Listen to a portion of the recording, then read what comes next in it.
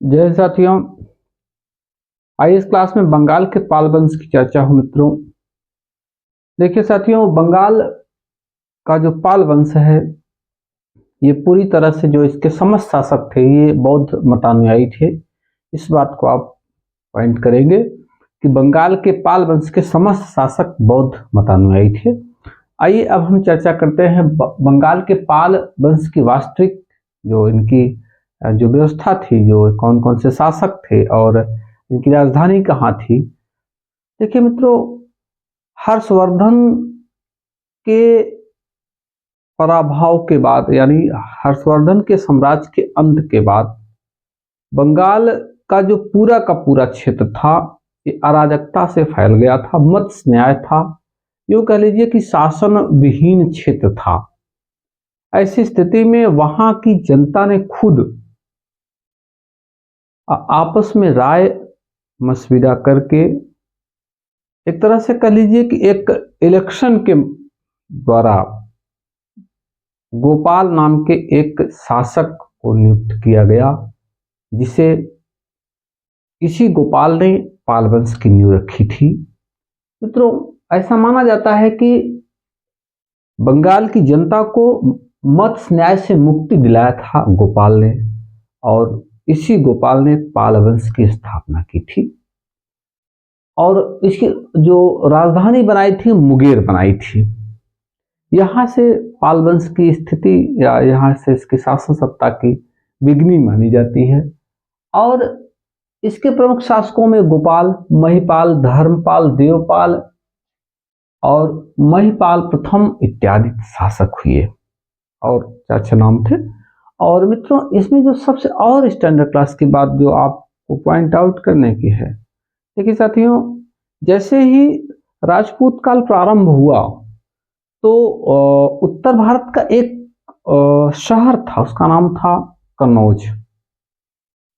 कन्नौज पर आधिपत्य को लेकर त्रिपक्षी संघर्ष हुआ था और इस त्रिपक्षी संघर्ष में राष्ट्रकूट, पाल और प्रतिहार ये तीनों लड़े थे बारी बारी से। तीनों में एक संघर्ष हुआ था, एक द्वंद्व हुआ था और इसी द्वंद्व के बाद साथियों अंतिम में प्रतिहार सफल हुए थे, कन्नौज पर अस्थायी शासन करने में सफल हुए थे। कौन? प्रतिहार। हाँ, अभी आपको हम बताएंगे कि कुछ समय के लिए कन्नौज पर प्रतिहारों का भी प्रभुत्व कायम हो गया था। देखिए साथियों, अभी हमने कहा कि गोपाल पाल वंश का संस्थापक हुआ और राजधानी कहाँ पे रखा? मुंगेर पे रखा। इसी कड़ी में हम आपको बताना चाहेंगे कि दूसरा संस्थापक महिपाल था। महिपाल दूसरा संस्थापक था। पाल वंश का दूसरा संस्थापक कौन था? महिपाल था। इस बात को भी आप ध्यान में रखेंगे। प्रमुख शासकों की बात हो गई, बौद्ध मतानुयायी की बात हो गई। साथियों, अगला शासक धर्मपाल था। धर्मपाल, अभी हमने जो त्रिपक्षी संघर्ष की बात की, कन्नौज के लिए त्रिपक्षी संघर्ष की शुरुआत धर्मपाल के समय में हुई और धर्मपाल ने राष्ट्रकूट शासक गोविंद तृतीय और प्रतिहार शासक नागभट्ट को पराजित कर कन्नौज पर आधिपत्य कायम कर लिया। साथियों, अब राष्ट्रकूट गोविंद तृतीय और नागभट्ट को पराजित करने के बाद अगर कन्नौज पर सत्ता जमाता है तो उसने एक उपाधि धारण की, उत्तरापथ स्वामी की उपाधि धारण किया। किसने? महिपाल, धर्मपाल ने। अब ये बहादुर के साथ साथ पालों की एक और बड़ी क्वालिटी थी। क्वालिटी मित्र ये थी कि पालों ने विश्वविद्यालयों की बहुत स्थापना की थी।